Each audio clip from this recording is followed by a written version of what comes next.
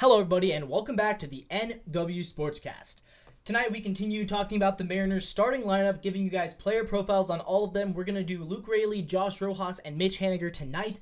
We've already done Mitch Garver, Dominic Canzone, and Jorge Polanco. And then tomorrow, we're going to go with the final four guys: Julio, J.P. Crawford, Ty France, and Cal Raleigh. So those are kind of the big four, as you might want to say. But we've already done the other guys, and we're doing Raley tonight, Haniger tonight. So, guys, you do not want to miss it. So, guys, if you don't know who Luke Raley is, he was obviously the Mariners traded for him this offseason for Jose Caballero. It was a straight-up one-for-one. And a lot of Mariners fans, including myself, really think that we won that trade. And I think we did because, we already had Dylan Moore, Sam Haggerty, who were kind of doing the same thing that Jose Caballero was doing. And, Luke Raley fills in much more of a need for us. We didn't really need another utility middle infield type player, but what we did need was a corner outfielder who could mash, and that is what Luke Raley is. He's a corner outfielder who can mash. Now, are there downsides to his game? Obviously there are. He's not super great as far as just making contact. Last season, he was actually in the 1 percentile for whiff rate, which means he had literally the highest whiff rate in the entire league. He also has a really high chase rate, a really high strikeout rate. So he's a bit of a Teoscar Hernandez type of guy, to be honest. Maybe closer, kind of a Eugenio Suarez, if you will. But that's exactly what we needed, right? We let Teoscar Hernandez walk. He signed to the Dodgers, and now instead of having to pay Teoscar Hernandez $20 million, we're getting Luke Raley, who's going to do pretty much what Teoscar did for us, except for on a way better price, and we didn't have to give up that much to get him. So last year, Luke Raley hit 22 home runs. 19 home runs. He has 22 in his career, 23 doubles. He hit 249 with an 824 OPS, a 126 OPS plus, and he put up 2.8 WAR last season. So that's obviously pretty good, right? 2.8 WAR. If he can give us 2.8 WAR this year, I would be very, very happy. Like I said, he's not very good at not striking out. He strikes out a lot, but here's what he does really well. Offensively, his batting run value last year was 63 percentile. He had an expected slugging percentage of 437. His average exit velo was 91.1 miles an hour, which puts him in the top 25%. His barrel percentage last year, 12.9, was one of the highest in the league. And his hard hit percentage was also definitely really high up there in the red, according to Baseball Savant. Also, really good defensively. Like, he is going to be an upgrade defensively over what Teoscar Hernandez was giving you. He is going to be your second best defensive outfielder behind Julio. His arm strength, 89 percentile, and his sprint speed at 86 percentiles. He's also fast.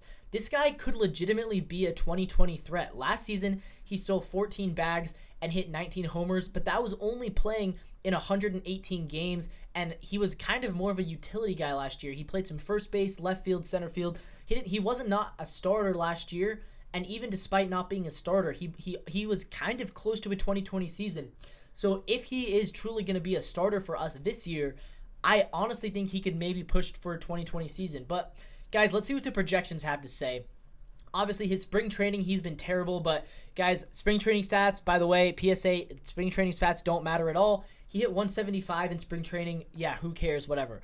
Here's what the projections have to say. They have him hitting 16 homers, stealing 11 bases, 20 doubles, 2 triples, 46 runs batted in 362 at-bats, 243 batting average, 325 on base, 442 slugging, 767 OPS. So it's interesting. They don't think he's going to be a full-time starter. They think he's going to be a platoon guy, but they do have him having pretty good stats. I mean, a 767 OPS, definitely not as good as it was last year, but I'll take it. I'll take it. Personally, I'm going to project him to get a few more at-bats. I think he's closer to 500 at-bats. I really do, guys. I think that he is going to be, for the most part, your everyday starter out there in left field. Because I do think, especially if Mitch gets hurt, you're going to see Luke Raley play pretty much every day. I think he's going to hit around 20 home runs, steal around 10 bases with a batting average around 250-ish, maybe a little bit lower, maybe 240-ish. On-base percentage of about 325. I like that. And an OPS sitting around 760, 770. So, yeah, honestly, the projections are pretty good, but I just think he will have a little bit higher volume. But, yeah, essentially, Luke Raley is going to be a little bit worse probably than what Teoscar Hernandez gave you last year, but he's a lot cheaper. He came at a much better price, and he's also club controlled, so we have him for a long time. He is 29 years old, so he's not necessarily going to improve a whole lot. I'm not sure if he's going to really grow as a player as a 29-year-old, but that doesn't mean he can't have a career season in terms of playing time and in terms of those counting stats, which obviously that would be a huge help. If he can hit 20 home runs, I would love that for this team. Not sure if he gets there, but I think he's going to come close. He came really close last year. But guys, of course, as always, let me know down in the comments, what do you think about Luke Raley? Am I too high? Am I too low? Or am I just right? Do you like the projections? Do you like me? Who do you agree with? Where do you see Luke Raley going into the 2024 season? And guys, make sure you stay tuned to the NW Sportscast. We've already posted videos today about Ryan Stanek, about Josh Rojas, and about Mitch Haniger. We're also doing Josh Rojas. So if you want to see those videos, please click on the channel. Please remember to like, subscribe to the channel, all that good stuff. We are here for you guys covering the Seattle Mariners like you've never before seen them in 2024. Guys, if you don't want to listen to the radio, guys, if you don't want to listen to ads, if you don't want to hear sports content with a twist, this is just two honest fans giving their honest opinions about the Mariners. We don't sugarcoat things. We're not here to push an agenda. We're just giving our opinion as fans, and we are here to speak to the fans as fans for the fans. That is what the NW Sportscast is here for. And with that all being said, guys, as always, go Mariners.